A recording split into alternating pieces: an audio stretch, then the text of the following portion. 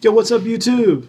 It is like 11:30 at night, and I'm super bored. And I figured I would tackle a question that has always baffled me. You know, I love to watch Ancient Aliens, and I often ask myself, what do I think about this? Here's what I think. First thing I always like to ask when I watch these shows is why? Why would aliens help man? Okay? That's the first question. Okay, why? Why would you travel light years to get here and help a bunch of, I guess you could say, non evolved, not a highly intellectual society? Why would you even help them? Why would you help them build a pyramid or a wheel or sharecrop and all these things? Okay, that goes into my next question. Okay, that goes into my next topic. Why would they do it without adequate compensation? Okay, Napoleon Hill always says you cannot ask anybody to do anything without offering them adequate compensation for their work or for what they're giving you. Adequate compensation. Okay, so why would aliens help us build a giant pyramid or give us a wheel or fire or anything like that without adequate compensation? What would they be getting out of it? And in my opinion, nothing. I mean, you could say that they came here to mine gold or for the natural resources, which goes into my next subject. If they did that and they invested all this time, where did they go? You don't just invest a high amount of fortune, blood, sweat, tears, whatever, and then just leave it. You've invested too much in it. Okay? That's why we didn't want to leave Iraq. We invested so much into it, we didn't want to just leave because then you lose it.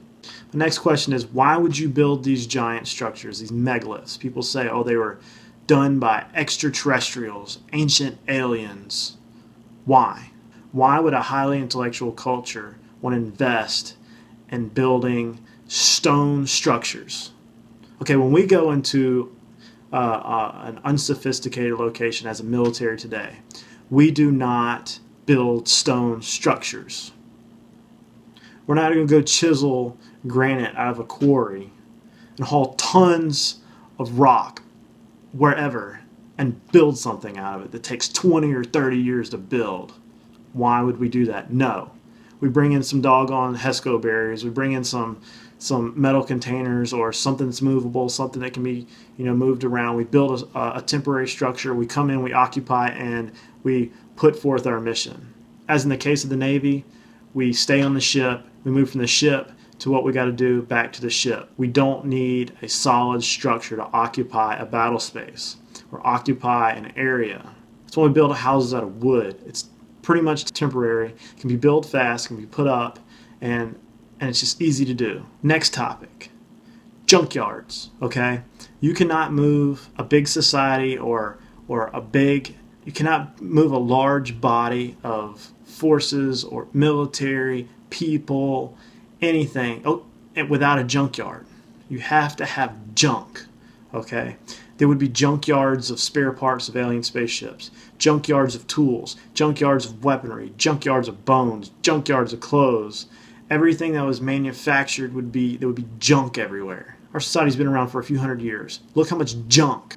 There is a island of plastic and garbage floating around in the ocean right now the size of Rhode Island. There's a ton of junk. But if you looked at the bottom of the Pacific Ocean, you would see shipping containers all along it, okay? And you're saying that an alien force occupied the world without leaving any junk. Where's the fallen spaceships? I guarantee they wrecked one.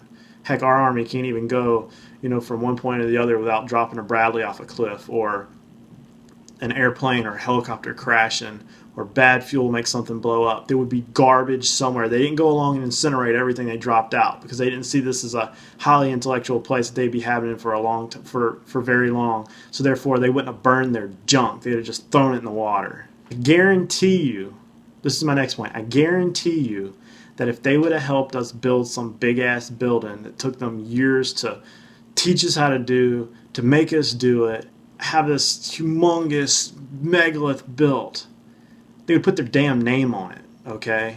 I know I would. If I built a big ass library, fucking names go on the side of it. Okay, there's nothing like that. There's no crazy. They wouldn't have changed their language. There's no crazy language written on the side of any of these buildings, okay? Any of these megaliths, any of these big structures. We haven't found it yet.